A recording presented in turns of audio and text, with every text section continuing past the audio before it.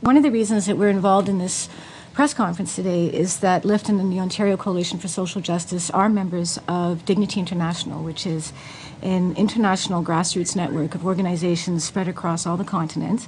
And I'm happy to say that all the organizations that are members of Dignity International are active today, celebrating the anniversary of the Universal Declaration of Human Rights. The other reason is, having had communications with the organizers of the Elders Council, they gave a blessing for us to challenge political leaders in North America and acknowledge the extreme importance of political leaders in North America finally adopting these important human rights principles which have been so long ignored.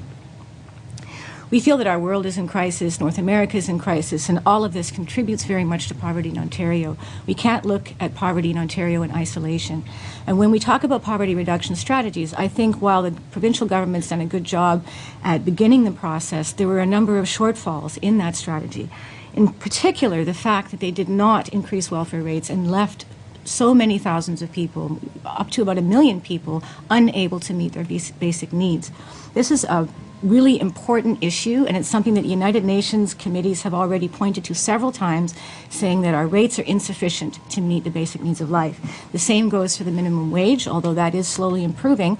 I do feel that after 15 years of everything going backwards and people losing the ability to support themselves, it's a little sad that that was overlooked yet again.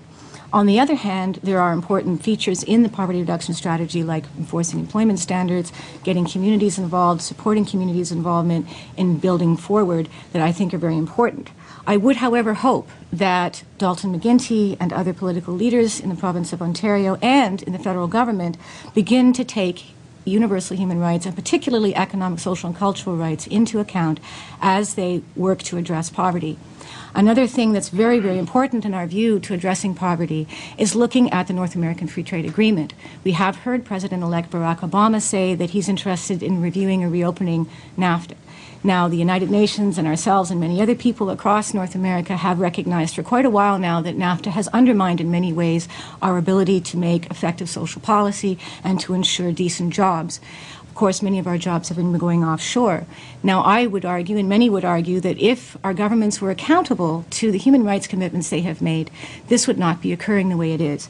If our governments were accountable to human rights commitments, we would probably see a great deal more investment in communities, in good jobs, in young people being able to achieve their higher education without going into lifelong debt. We'd see more investment in single mothers raising their children, in education systems covering human rights education, and other things that we would really like to see if we had that kind of accountability. Unfortunately, we do not. So I guess today we felt very strongly that it was a good opportunity to challenge our political leaders and people in the community to take human rights seriously and begin to apply them as we talk about poverty reduction strategies, renegotiating NAFTA, and other important issues. I would even include the Security and Prosperity Partnership in that mix, which is something that a lot of people don't know about but need to look into. It has a lot of serious impacts on our human rights, and yet it is not out there for public debate. People need to take a closer look. It has a huge effect on us.